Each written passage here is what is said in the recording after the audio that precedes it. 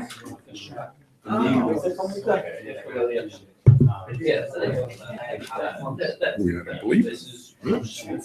a bleep. We had a bleep. We had a bleep. We had a bleep. So much noise.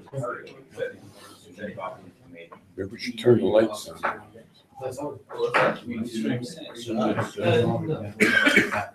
The intermission lights. We're back on there. Yeah, back on. Get the people in the back, they're the most interesting, because they have the conversation. It wouldn't work.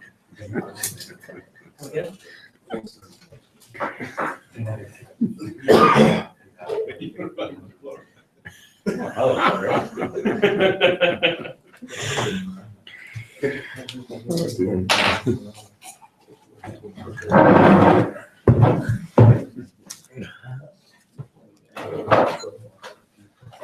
Welcome to part 2 of the review, post-Arvit, of Vayechi and the Siyum on Bereshit of Shem Ayin Vav. And we called it the Siyum of Maaseh Bereshit, not only the Siyum of Sefer Bereshit.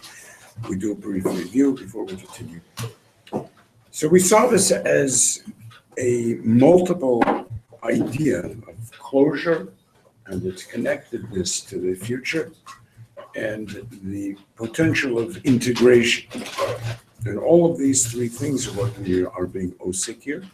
We found that the darg of Yaakov Avinu's avodah of creating even what we took to be mistakenly things that were lacking in bracha in the original three shvatim as actually being making the ultimate bracha of V'zot asher diber lahem aviyim, in which it was possible for the first time to actually snip off those pieces that were the sevach, so to speak, the ne'echaz b'sevach of those three shvatim, to be able to take out the av, to take out the pachas kamayim, and to leave the Bechor Yisrael, which is expressed later on in Pinchas, and we found over here is taken into consideration by Yosef as well.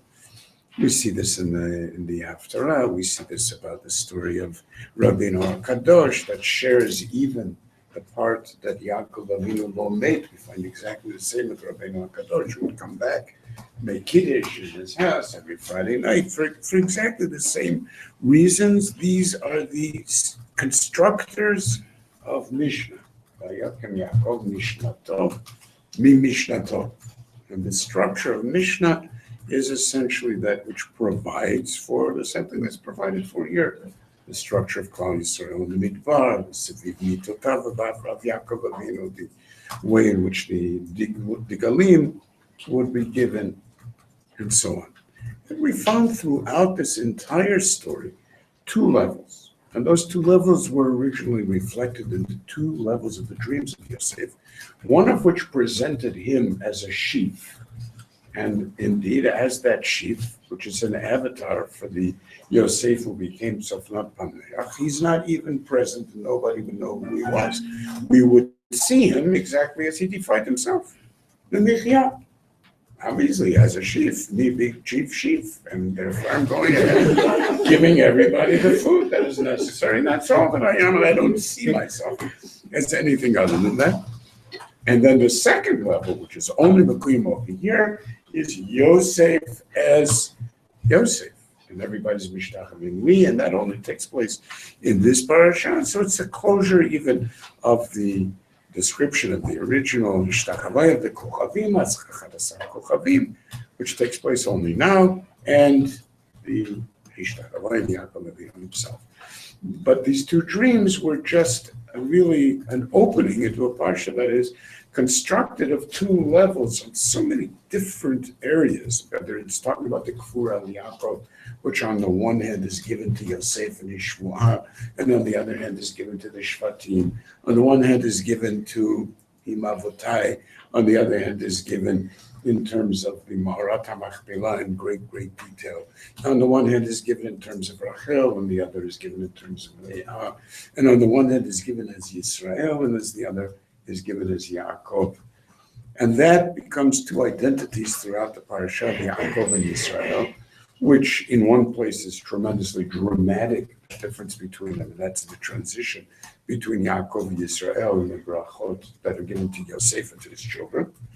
And then we had, of course, the two levels of bracha, in which in the one we seem to be discussing things that are mostly generic, and in the other we're B'dafka osek, as the Medrash puts it, to give each person the kol echad v'echad exactly the way that Yaakov Avinu was defining them, and therefore he calls himself El Yaakov Avichem. You should know El Yaakov Avichem, says the Midrash, means El Yaakov Avichem. You have to recognize your father as a God who actually goes and creates worlds and creates the Yisrael as it will be, the ultimate Mishnah.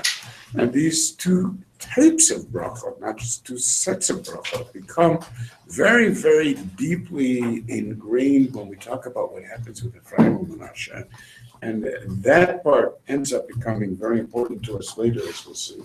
And that is that Yosef indeed recognizes on his own, he has to bring Ephraim and Manasseh, and that they need to be incorporated into Yisrael on two different levels. One as Reuven and Shimon, which is the ultimate vindication of the fact that Yosef not only raised them in a completely different milieu and without Yaakov Avinu's hashpa'ah, and actually named them for that fact and saw that as an expression of what it is that he had to contribute for the new world in which he was found. And so celebrated both the end of the old world with the Mashani and the beginning of the new world with Yifrani. And this Yifrani now becomes part of the brachot for some reason that are so central to the closing of this period because they're part of Ani El Shaddai.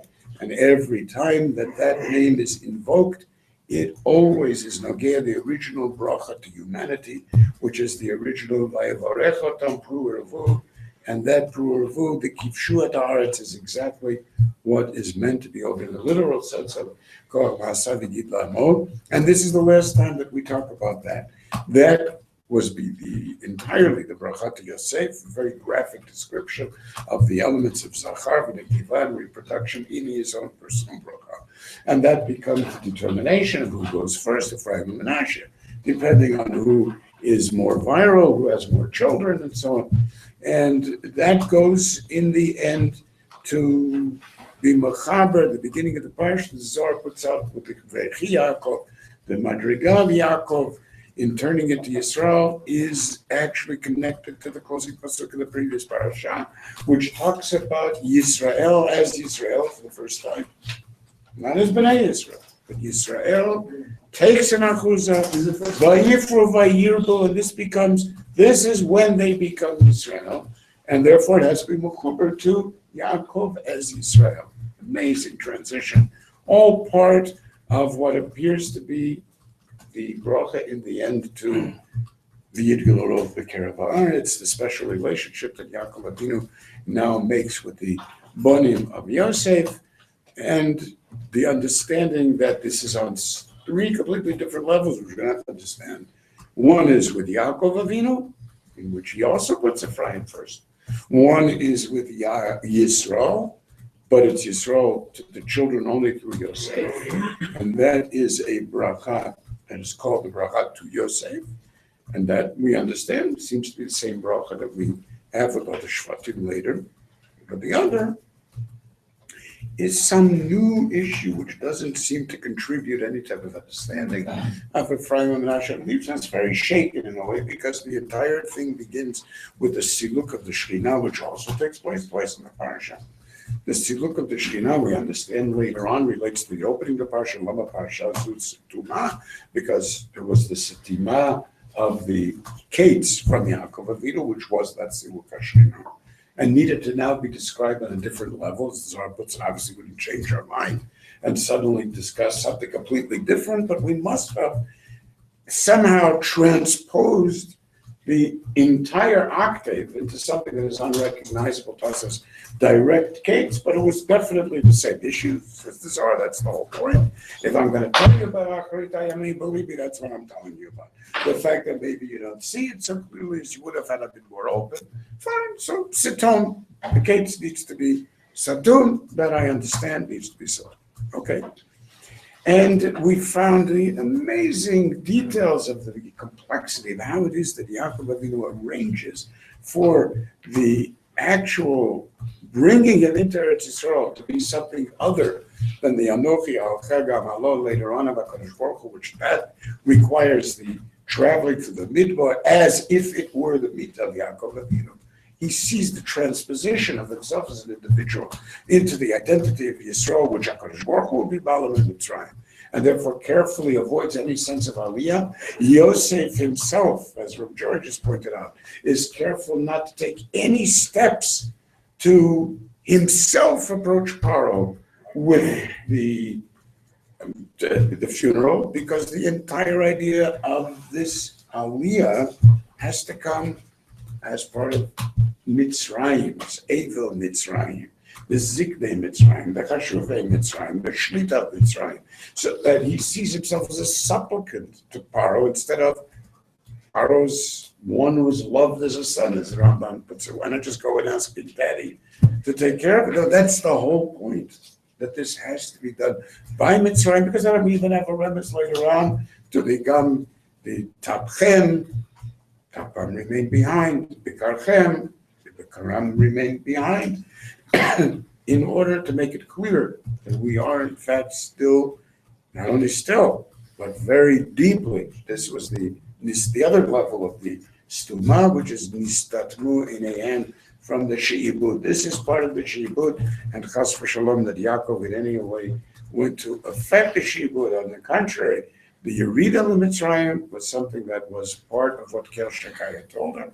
And now the period comes to the end of Bereshit, to the end of that shame, and a shame that is, of course, going to be involved in the way in which things are selected through reproduction, whether it's reproduction of galaxies, or reproductions of universes, or reproductions of crystals, or reproductions of DNA molecules, or reproductions of human beings. Basically, selection takes place through reproduction. Therefore, it's very deeply involved in the nature of kivush, which is the selection and the determination of the direction that things will take. And this becomes now the kivshua of Yaakov Avinu in his ongoing position of Elohei Israel. That occurred before when he built the Mizbeach, and here he asserts himself, El Elohechem Yisrael. Now, what we had left off with was the very strange fact that at the end of all of this incredible integration and closure, which we're thinking that we finally have some type of real resolution of the issues that began with the Shtei Chalamot that come here at last to their final Pitaron, and it turns out that Yosef, everything that he dreamt of, actually happens, it takes place, and the most amazing thing is that it takes place, that last Ishtach Havoya, within the worst possible circumstances that you could imagine, which is after all of this planning and after all of this complexity, and we're on our way back to Mitzrayim, and now all of the Umm have been Teila Kitreim, Saviv, as if they were Saviv the Goren Ha'atat, like it would be like barbed wire around the Goren to prevent the people sleeping in at night, which of course is the story of Mashiach Tzidkenu and Ruth and Boaz and so on. But this becomes Goren Ha'atat, which all the Ummot are Mechumatu. They see Kitrosha Yosef, the Mitzrim are so Machabed Yisrael, they put the brothers up front, as Chazal tells Rashi brings the difference in the Psukim. They come back, everything seems to be wow, we really have things together. Now the Keter of Yosef, the Achim, walking hand in hand, the Mitzrim put them ahead, they're in the back, everything's great. Come back to Mitzrayim, and astoundingly, we discover Lu Yistabim and Yosef, and they get together to make up this whole ridiculous story, which undoubtedly they didn't expect Yosef to believe. It seems to be a very nice way of saying what we don't want to say up front, which is really strange. I mean, you know, there's a seder to Bikush Mechila. So first you go to the guy, you talk to the guy, you know. Then if he doesn't respond, so you send a friend. And you do this 3 times, and then if he's not Mocho, then he's the one that's the Chotei. Over here, they make up a story, and then the Medrash tells us they send B'nai Bila, it's Rashi's, we found the friends, you're the ones that you're closest to, that could talk to, he'll talk about. I mean, for heaven's sakes, let's face the issue, talk it out. No. Worse is, of course, that we don't find Yosef responding, as Rabbi Malka says, I mean, this is a disaster. If all he does is do his little shtick with the Lemichyah Shalachani Alechem, with the Hatachat Elohim Anochi, which is one of the last issues that we haven't seen yet, is exactly the same between Yaakov and Yosef. Both of them said those words, Hatachat Elohim. So here's this last piece of Yosef, which seems to be avoiding the issue. I mean, we're not asking you to be God, we're just asking you to be mentioned. And it says there, it's a disaster, and because he didn't forgive them, because of that we have the Asra Harugei Malchut, and earlier on, the Rabbeinu Bachya suggested in the previous parshiot that maybe Yosef is really one of the Asra Harugei Malchut, even though he was the victim, but he wasn't the victim, because after all, it was all his fault, this whole thing, and it's a very, very strange way to end what is meant to be closure. I mean, this would give you an entire year additional psychiatric services. I mean, the most wonderful thing that your doctor would, oh, great, yes, we still have problems. That's lovely. So we've got a lot of unresolved issues, and we need to understand what's going on. And that perhaps could provide for us a key to getting a deeper sense of what is really going on. It's impossible to accept that this story itself, because it is the core of the kiyum of the actual dream of Yosef, that up until now was still an open-ended issue, that we should close that open-ended issue with this ridiculous piece is just unacceptable. So this was what his chalom was, that his brothers would suspect him, and that I mean, that is very, very strange indeed. It closes by Nachem Otam by Badera Hamizon. That's not a closure. That's not a closure of his dream. And by Nachem, thank you very much, but why not just tell me if you're okay? That's how they're made about it. And that, it sounds more like Rashi says, I'll tell you some good things you'll see. You don't have to worry about me. And Nerachad, and the whole story. Fine. So, it sounds like that they want him to take personal ownership, and he's just refusing to. Yes, it does. It definitely does. He's Bedavka saying, well, it doesn't really have anything to do with me. I mean, It just doesn't. but it does, They want doesn't him it? to And that's say- a mirror image of what happened in Vayigash and V'lo Yecholi Tafik. Over here, they can't crack him down, they can't break him down, so to speak. You were saying the mirror image. Yeah. Mirror. Yeah, it looks like it anyway. On the surface, it looks like it. And the truth is, I mean, there's a very strange relationship here. Speaking of Avon, very strange relationship to Yom Kippur. Because Chazal speak out the craziest thing. The Chek Yutal HaGoral, what is Yutal HaGoral? Somebody's got to decide which one is Lashem and which one is La'azazel. Or, this means the Goral is basically what each one of the Shvatim is meant to take.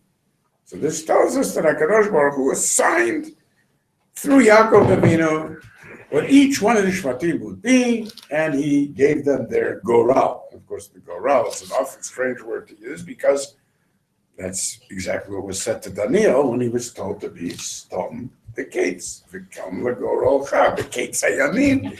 Whoa, wait a minute. This is the only other time that, my gosh, how did the Rambam figure out that Yom Kippur is the Kates B'chilav is L'Yisrael, right? And that's the very Kates that we're being meramis to over here. And we don't get it. What happened? So obviously things are not quite what they seem. So I would like to perhaps suggest an alternative approach. And I think that the alternative approach allows us a deeper understanding of what is really happening. I don't believe that the brothers asked for Bechila. This is not a way of getting Bechila. And what they said to Yosef was something entirely different. What they said to him was, let's read it over again. Vayashov Yosef Mitzrayim ahu ve'echav ויראו אחי יוסף כמית אביהם, ויצוו יוסף לאמור אביך ציווה, כה תאמר יוסף, אנא שנה פשע אחיך וחטאתם, and now we ask you, ואתה שנה לפשע דאלוהי אביך, ויבך יוסף בדברם אליו, which by the way the Midrash says he cried for the same reason the Kohen Gadol cries on Yom Kippurim, because they were choshedim, which is a rather strange Yom Kippur. But the Midrash relates directly to Yom Kippur. So it's very weird. My suggestion is that Sana has nothing to do with Mechila. Sana is specifically the language that you use when Mechila is impossible. Impossible. Can't be Mechila. Because basically, let's take a look. What is Yom Kippur for? I mean, Yom Kippur is the Tikkun of the Egel HaZahav, right? It's the response to the Egel HaZahav. The result of Yom Kippurim is HaShochen Itam B'toch Tumutam. Because we're not looking for a tikkun. And this, despite the fact that, as the Zohar points out, Yom Kippur is really the visitation of Olam Haba, the Olam of Binah, and so on. And the result of it, nonetheless, is as long as we are Sa. That's what Sa means. Sa is basically a holding pattern. Hold it. Carry it over.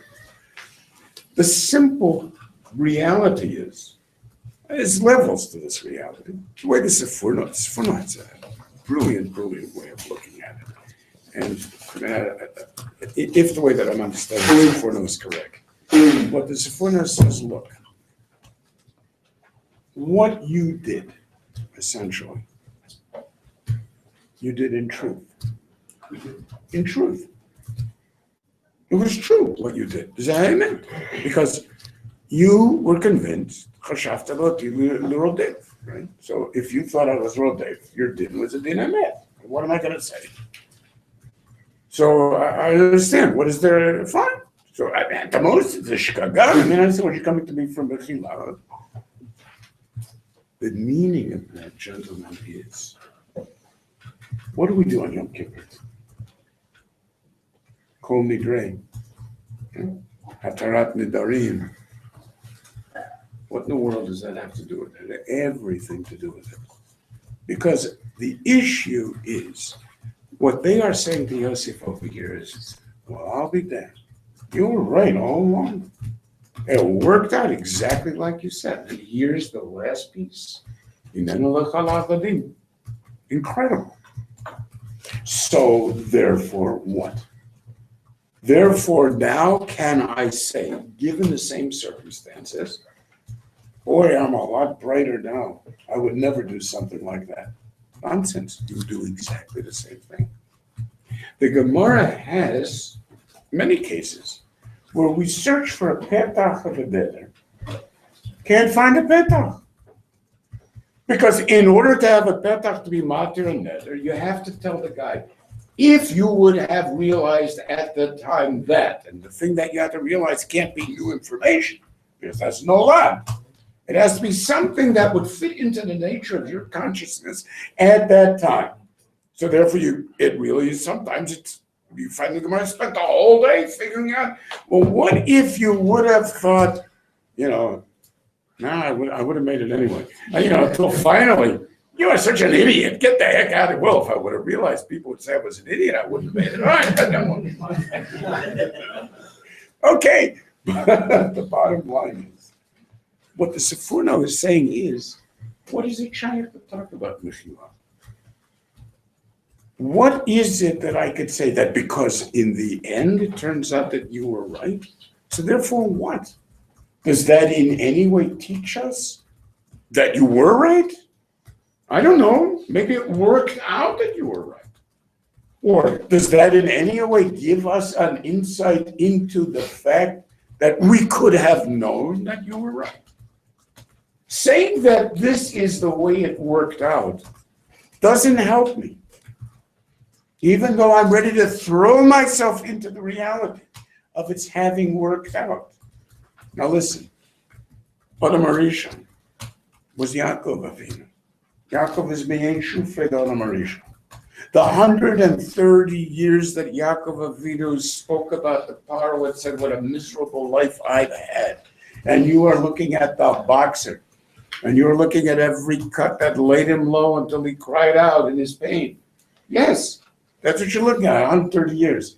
The Gemara says for 130 years. Adam HaRishon Chasid Gadol Haya. And for 130 years, he did teshuvah and he was poresh and everything to try to be mitaken his chet. And people still die, I've noticed. Because there are certain things you cannot say I'm sorry for. Not because they're such big things that you can't say I'm sorry, but because they are part of what makes you you. They're part of the human condition. There's no saying I'm sorry. I know it would happen again. And this is Adam HaRishon, who when HaKadosh Baruch Hu says, so what? What did you do? Where did you go? And Adam HaRishon responds with, I'll do it again. V'ochal. The deeper meaning of that v'ochal is, this is the human condition. What do you want me to know before I can know it? V'lo yitboshashu, am I supposed to be yitboshashu? How much complexity does it take for me to learn to understand what my options were? How much of our own lives are like that? You're saying, oh my God, if I had an opportunity to live again, I would do it differently. No, you wouldn't. Of course you wouldn't do it differently, because there would be no way that you could do it differently. It was you. It was because you were you. You can't say, I'm sorry for being me. I'm not talking about the little things in which, okay, I didn't wake up for tefillah today or whatever. That's not the issues that we're talking about. We're talking about the overall sense of the way you look at life that leads you into every possible sevach, which of course is the word for complexity in here. Right? The same ayah that is achuz b'sevach is our lives, locked into complexity and hopeless complexity. You know where we're going. That's what you're telling me. Well, you should have had it all figured out in advance. You're feeling so guilty about the way that you did this over the past 50 years. Could you possibly have thought any differently about it 50 years ago? Did you have a chance of doing it differently? There's no way that we are stupid enough, they say to Yosef, to ask you to be mochel. This would be ridiculous. Oh God, I'm really sorry about that ego. Could we just forget about it, maybe, forgive and forget a little bit? It's part of the human condition. That was death itself that came from the ego, exactly as it came from Gan Eden. How are you going to avoid the basic human drives for identification, for sensuality, for projection, for all of the issues that people torture themselves over so many years of their life in an attempt to achieve closure, what they call, and integration and so on? Of course the brothers were stupid. So what they were saying to him was, can we go forward, Sana, and develop exactly the type of relationship that Yom Kippur develops with HaKadosh Baruch Hu? That Parah Adumah does. You're saying, but Parah Adumah is paradoxical. I know. I don't expect anything but paradox. These are the issues that will always be paradoxical. How do we go forward when we are who we are? Of course it's paradoxical. Death is paradoxical. So Parah Adumah is paradoxical. Life as we experience life is paradoxical. But I'm asking, say the brothers to understand whether we could go forward with one very simple question. Because it turned out that you were right, does that mean that you believe you were right? And Yosef's response is brilliant. The only one who knows I was right is God. I don't have the slightest idea. I know, I can tell you one thing, how close I came to not being right. So close that I lost those 10 drops of sperm. That's how close, but I lost everything. 10 shvatim, you're telling me, am I absolutely sure? I mean, come on, how close can you get and still say you're absolutely sure, right? There's nothing that brings that out of the Teshev, but Meitan Kashno in his bracha. What could bring out the actual physicality that any human being knows? Oh my God, it's too late. No, it's not too late. Maybe it is too late, but this is what he's going through, right? So this is exactly the point that's brought out in his bracha. That's amazing. So his response here about Tachat Elohim is a totally different way in which at that moment there really is a chibur. You think you're asking me, Sana, the way Moshe Rabbeinu asked HaKadosh Baruch Hu to be Nosei Avon? Do we have what Yud Gimel Midot HaRachamim? Nosei Avon V'Over HaPesha? Who am I? What do I know? You're asking the wrong question to the wrong person, and it's that moment that indeed really and truly is the closure of all of the issues that are open on that level.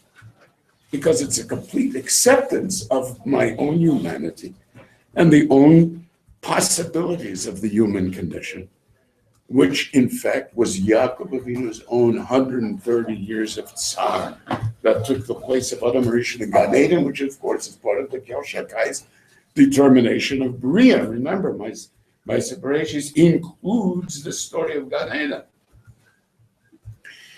And that means that the whole idea at this particular moment that there was a serious possibility that maybe he was aware all along, Yosef, wasn't really true. He understood that he could not tell you at the time, and that the issues that were between us were real issues. Who knows where they would have ended up? And that's what the Sforno is saying ultimately. Who knows? So you're saying, but it ended up working out. I mean, I don't know, do we hold with Brera? I mean, that's what it boils down to, right? Because it ended up working out, that means it was right all the time. I mean, anybody married here knows wife is always right, but she has no idea why she's right. But just ends up being right at the end, right? You'll never say, so she was right the whole time. She was wrong the whole time until it turned out she was right. It's true, though. It's an amazing thing. Universal phenomenon.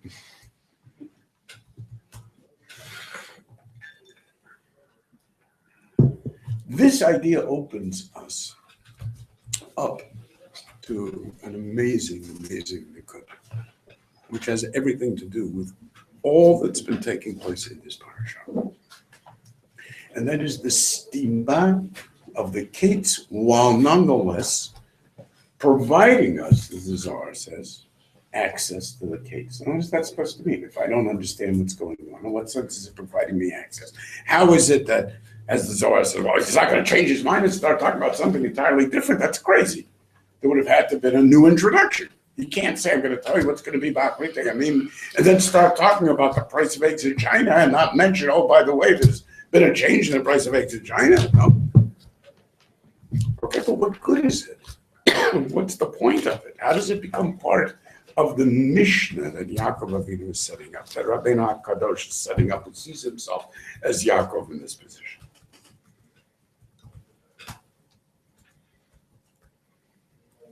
So let me first point out the three levels that we have here in that bracha that he gives to Yosef. Three completely different levels. One was the Yaakov, taking them in. The other one was the giving of this bracha to Yosef, through Yosef to his children. And the other is this bracha to the children itself, which is a very strange bracha.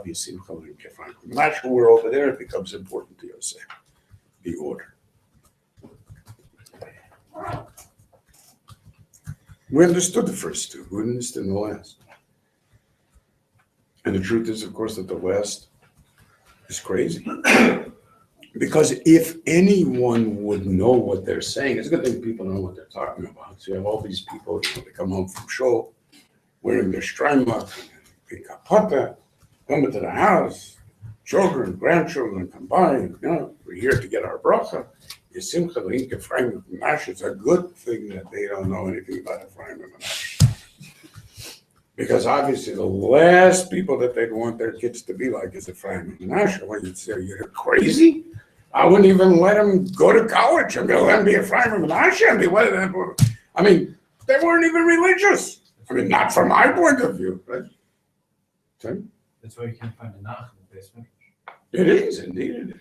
No, that's not funny. It's very true. Nobody is Jewish in Nach. It's obvious. It's very disturbing for people who have a vision of what it means to be a Ben Yisrael. There's no Ben Yisrael in the whole story.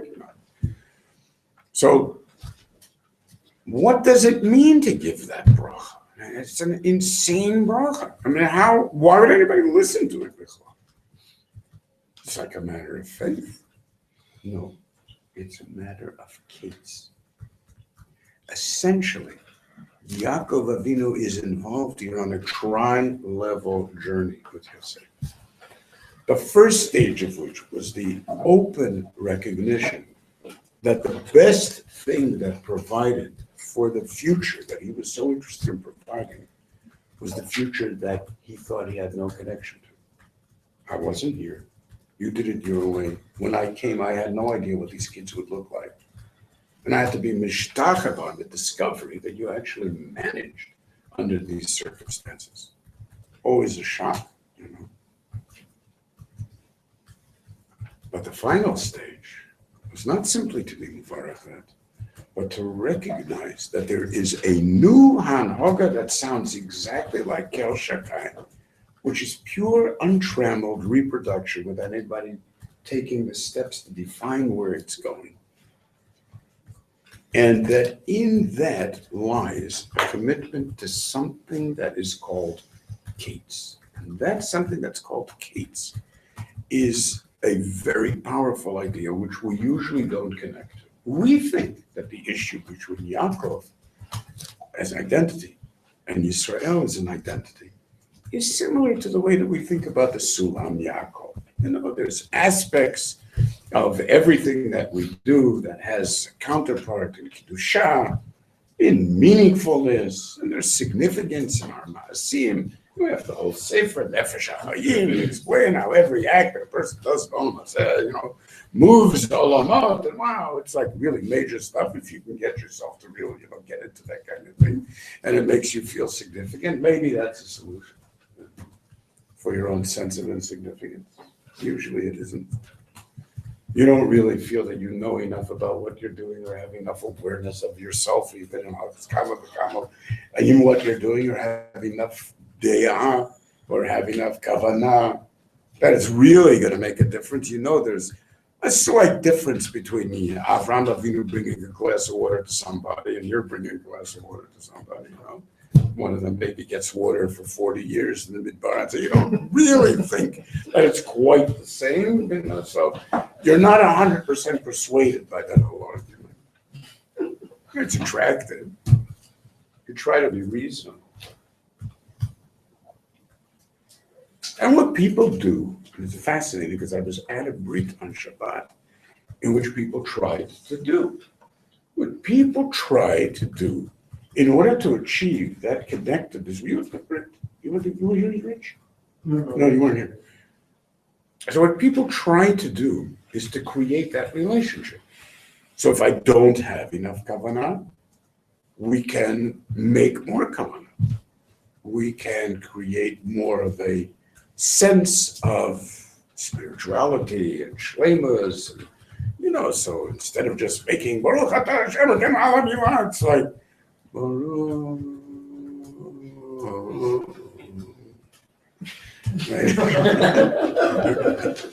No, this is an amazing situation. I'm saying I've never seen anything like it. And then we can give, before we actually cut, poor baby, before we actually cut, we can give a whole description, the meaning of Brit Milah and how we're supposed to be Mosin Nefesh. HaKadosh Baruch Hu, in doing this and bringing this Korban, it allows us to be able to, whatever they were saying, join the army, do that. I don't know, but it's really a whole big amazing shmooze, and everybody's, everybody's moving back and forth and shaking and so on and so forth. I had to walk out. I was so absolutely disgusted. And you think, so why are you disgusted? So on the one hand, think like this. You're trying to interest somebody in a Brit Milah. So suppose I would go ahead and I would bring a regular guy off the street in Tel Aviv who has given a Brit Milah to all of his kids, right?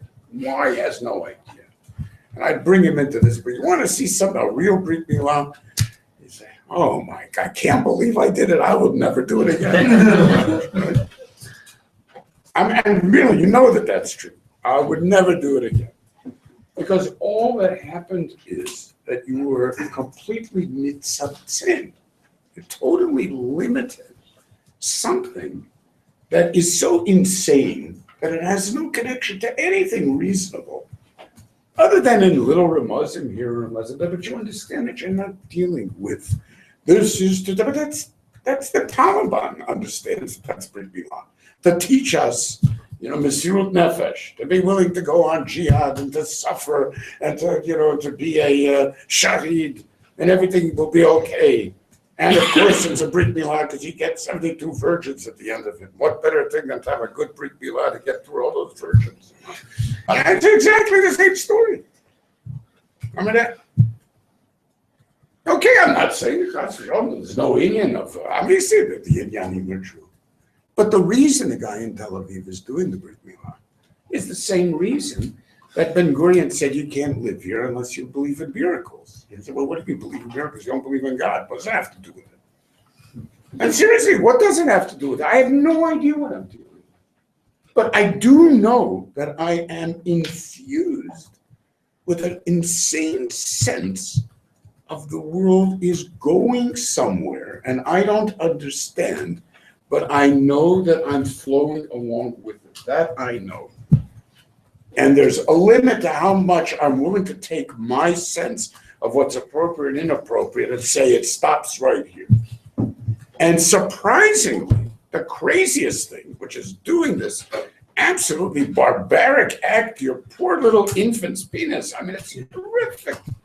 That's the last thing that you're going to drop. Why? Because that is a deep attachment to the whole idea of Anikel Shakai. You know that deep down, these are things we know nothing about, that you have experienced in your life as primary elements of your drives and your involvement, and you have no idea what is controlling it and how it's happening, but you sure aren't going to be the one who's going to put an end to it. That is the sensation of Keats. Keats is horizontal, and Yaakov and Yisrael is vertical. The idea of Keats is that somehow or other there is a vindication, exactly as it was by Yosef and the brothers. So it all worked out. That's right. I believe it's all going to work out. So does that mean that you were right the whole time? No, it does not mean I was right the whole time, but it does mean that I knew that I was involved in something that was going to work out, and that I was doing my darndest to be part of it. It does mean that. Now, when you talk about the question of, okay, so HaKadosh Baruch Hu here, this shape, is all into evolution. To such an extent, again, we think evolution is silliness, Darwinian evolution. That's this tiniest part of the most recent piece of evolution. The most fundamental evolution is, as Chazal tells us, it goes back to the original It's the evolution of universes, the selection of universes. And now suddenly we have Eila Toldot Shamayim V'Aretz. Why Eila without a Vav? Because at last, forget about all those broken up universes. They didn't work. We are in a universe that works. Now, how the heck do you know that? I mean, surely any intelligent life in any, perhaps, quintillions, or being as we're dealing with infinity, we could deal with Cantorian infinity. So infinity bait, So in all those infinities of universes, intelligent life was convinced Hera Toldot Shamayim Va'aretz, and the heck with all those other big guys. That's us, the other guys, right? I understand. Why are we? Best of all possible worlds. Exactly. That's how the shir started. This woman walks in and said, "Are things as they're meant to be?" It's the perfect question, because that's what the whole shir was about. Are things as they're meant to be? What a wild question. Oh, it's the human condition. It's the human condition what it's meant to be. And of course, this is the entire issue. The reason that we know without any question that this universe is sustainable is the same way that we know everything else about evolution. It's because it happened. It's because we're here. If we wouldn't be here, then we wouldn't be talking about it. And if the universe was not sustainable, it's not that it would have come to an end sometime in the future. Obviously, from the point of view of Ma'aser Bereishis, it would be an unsuccessful try, and we would not be here talking about it. Now, what makes us think that we are not simply in the process of that within, and maybe Hinachinami from outside, it was not sustainable? Only one thing. Our sense of case. Had we experienced existence as being something that is completely local, we would not be convinced at all. And indeed, people who experience life that way, even if they believe in Olam Haba and they think there's great significance to their activity, they don't have any sense of case. And therefore, who knows when the whole thing in this quantum bubble just disappears. I guess it wouldn't matter because nobody would know. We'd all be together, so who cares? Which is itself a rather strange thing. Because in fact, this was a question that was raised 30 years ago, by Wheeler. I mean, if in fact quantum phenomena requires somebody to look into Schrodinger's box, who looked? What was the question? Who looked? Who looked? I mean, how in a universe in which everything is essentially simply entangled possibilities, who looked?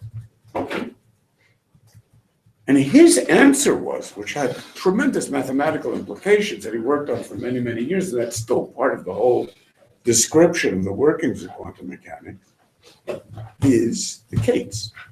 That's his answer. We looked. But you weren't there. So the time function in quantum mechanics is completely meaningless. So you looked, and therefore it's basically a self-sustaining system. So since you are here, obviously in the end, you look well enough to be able to give existence to whatever was necessary to get you to where you are in the first place. But the same thing is true of our own experience of the case. We looked. And that's really what the case is all about. So even though Yaakov Avinu wants to be Megaleh the case, Kadosh Baruch Hu says, what be Megaleh the case? If you're Megaleh the case, you become a maniac. Because then everybody thinks that they know what's going on. The beauty of the case is nobody knows what's going on. And the moment they think they know what's going on, they destroy the whole Brit Milah. And you will walk out. Oh, I don't want to be part of that. Too many ideas. Too many certainties. There's no such thing as certainties in a world that proceeds towards case. But it does require no say of them. It requires the most incredible patience for things that are experienced by us as conditions. Conditions is the opposite of absolutes, by definition. Now it's all about conditions, human conditions, and all kinds of other conditions. This is the question that ends up being the question of the parsha. Is the interrelationship of Shema Yisrael Hashem Elokeinu Hashem Echad, which the Medrash gives us a strange story about. And it appears in so many different ways, this story, in which Yaakov Avinu is about to be Megaleh the case, So Marshal to a Melech, here is a man that's been working for the king his whole life. He knows all the secrets of the Melech. Calls his family together to give them over all of the secrets. This is where you get this is where you can find this. And all of a sudden he sees a little peephole where the camera has a little red light on it, which it didn't have a minute before. He's all, oh. So he decides, yes, so I did call you together to be mindful at all times of being the Chabed the Melech. And then the end of the story, strangely, is that his sons tell him, okay, we get your concerns. So let's just have it out right now. Shema Yisrael, look, Hashem Elokeinu Hashem Echad. We are exactly on the same path that you are on. We understand where it's going. We understand what yichud by definition means. We understand how it has to end because it's the way we experience ourselves. There's nothing for you to discuss. There's no need for you to hide. We're exactly together. Baruch Shem Kivod Malchus Olam Vayed.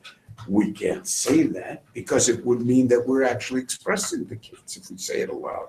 Yaakov Avinu said it on the other end, so we do say it on the case. Which is within the same Nosei Avon, which is the Goral on Yom Kippurim, which is the Kam LaGoralcha of Daniel. That is the case Yom, which is a completely different way of experiencing our lives. That's how powerful the idea is. All of us understand that in life in this world, we talk about things that make no sense. We pretend that our life is magic. We use words that are silly words. And so when I go to sleep, my soul goes up to the sky. Oh, come off it, baby. We've got the whole thing down on electroencephalograms. And we know exactly what's going on when you go to sleep. There ain't no soul. It don't go nowhere. And we understand, unconsciousness and dreams. And, what are you talking about? This is just childish projections. You'd like to believe all of this, So we have two basically different ways of understanding in a serious way what we mean. One is that essentially what we're talking about is a simulation. In other words, if you had a soul, and on some level, which we don't appreciate, there must be such a thing because obviously it can't just be matter as we have it that happens to form in this particular way that would give an impression of consciousness and so on. It must be expressive of something about the nature of being. We're not stupid enough to think that it's an accident merely of the tiniest possibility of being.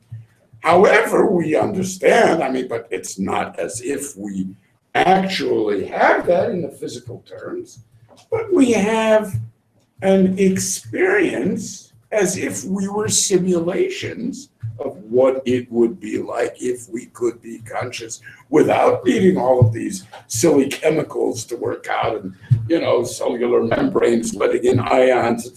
That's a very clumsy way of simulating this idea of souls and consciousness, but it's close as you can come, So enjoy it. Nice to be a sim. Certainly better than nothing, right? That is the way most people lead life. It's really how they experience it. The other way of leading life is to recognize that what you are experiencing is not a simulation, it's an analog, which is something completely different. Look, when your watch is telling you what time it is, you know that time has nothing to do with quartz, it has nothing to do with gears or anything like that. Okay? So when your watch is moving, it's an analog to something that you believe is a property of the universe that you know nothing about, can't even begin to describe, but the watch is telling you something about something out there. So you don't consider it to be a simulation of time, you consider it to be an analog of time. And you understand that embedded in the nature of time, and therefore the direction and the idea of information and the questions of entropy and all the questions that arise because of this property of the universe, my watch ticks or buzzes or whatever it does and tells me something that is deeply important to me. But I'm not understanding it. Now, that's a completely different way. But if you really thought that your clock was only a simulation, you'd have a very difficult time dealing with time.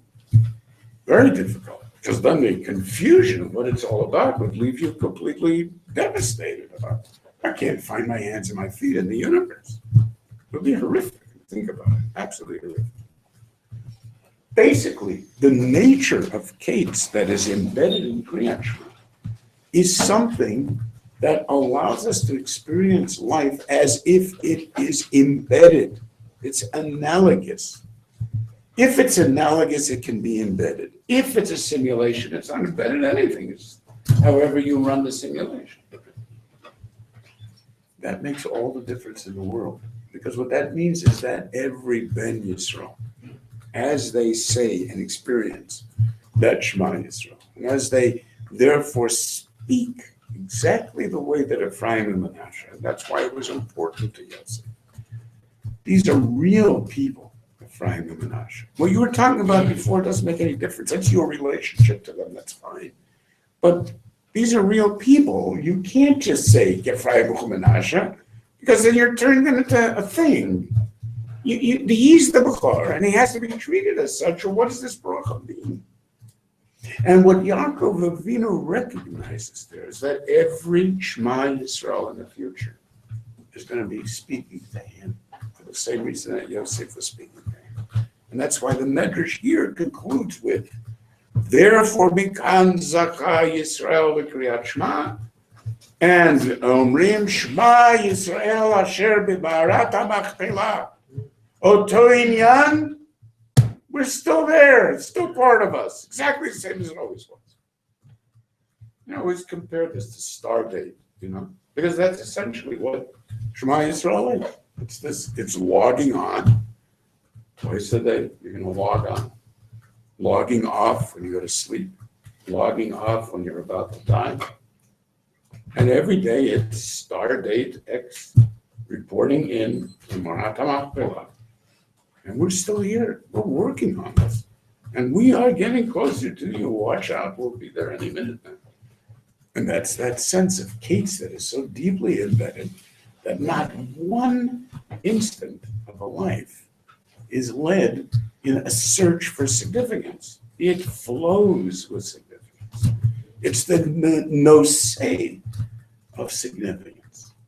And that was the actual chibur that we have here at the end with Yosef and the brothers and Yaakov Avinu, and ultimately with Maaseh Bereshit itself. That's why it is so important. There's no other way that we could resolve these issues, and there's no other way that we can end it. We are waiting for contact, real contact, the contact that vindicates Maaseh Bereshit and that allows the rest to flow. It's the ultimate tipping point. In Vayechi, we can let go. Yaakov Avinu can let go. Yosef can let go. That's it. See you later. And that's exactly what HaKadosh Baruch Hu says to Daniel. Okay, you have the information. Go to sleep. Go to sleep? Sure. Go to sleep. And wake up. L'gor al-chav, l'ketz hayamin. You don't have to worry about this. You have all the input that you put into the future, and you're living that future. What difference is it? Do you go to sleep at night? Why can't you go to sleep for 1,000 years, or 5,000 years? What's the difference? Are you trying to control things?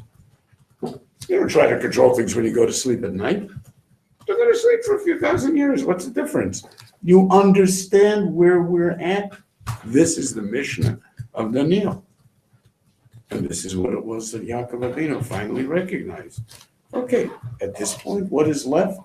Tekida. Elokim yifkod etzchem. Exactly as u'biyom pakti u'pakadti b'yegel hazahav. It's all about Tekida. It'll keep coming up. And it'll come up until it resolves itself, until you understand that Anochi alcha gam alo. And that requires that instant of vindication, which is the real sense that Yaakov is going to give over. That's all that needed to begin with. The Siluk HaShechina comes when you think you have answers to that question. So then it's mistalek, exactly as I walked out of that bris. I couldn't take it. I just couldn't take it. There was such a zilzal in the whole meaning of the hour of the Brit Milah. It turned it into a religious ceremony with great significance and so on. It became totally insignificant and was painful to watch. You know, and only somebody who doesn't mind that sense of believes that you have things to do to make things happen. Says something, you know, forget about the case. No one knows that it's there. It offers them nothing further, nothing. Basically, if you know what it means, nobody knows. You have to know what already happened. But that's the whole point. This is dreadful, active ability to create this thing. And it's always retroactive. That's what I'm saying. And this is the whole point to understand is that that's what that's what I'm saying. Yes, it's right. And yes, that retroactively means that this is the story and we are giving up. And we accept that 100%. Whether that has anything to say about the nature of the condition, you don't know. And you can tell us, it's so good to hear that, because that's exactly what we felt. That is a closure. If they come, they're willing to throw themselves at him at that point before he gives them a response. And his response to that is to say, you guys are absolutely right. I don't think I'm God. I never did. Then it's so perfect, a counterpoint to the Elohim Chashavala Tova initially, which what is that supposed to mean? On this level, we finally understand what it's supposed to mean. This is Yosef as Yosef, not as the chief. And this is Yosef saying, as he is, Elohim Chashavala Tova. That's all I know. When things work out, I know they're good. When you're asking me at the time, do you know it'll work out? Sure I do. You know how? Don't have a clue. Do you know your role? Not at all. Okay. But you sure know that it's the most incredible privilege to wake up in the morning and to know that this is another day towards that case. And to say that Shema Yisrael and to feel that chibur to everything that was and everything that will be. And to close my Bereshis itself with that moment of vindication.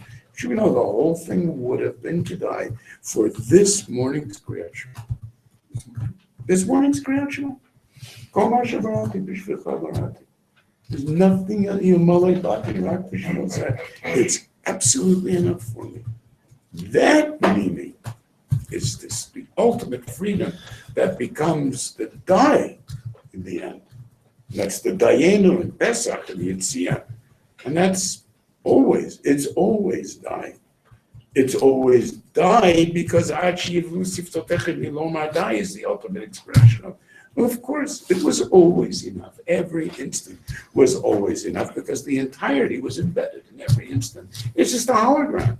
The fact that I need to wait because I want what to identify in terms of the type of information I'm used to handling with my meat brain. I mean, I understand that that's not all that important. Of course I do.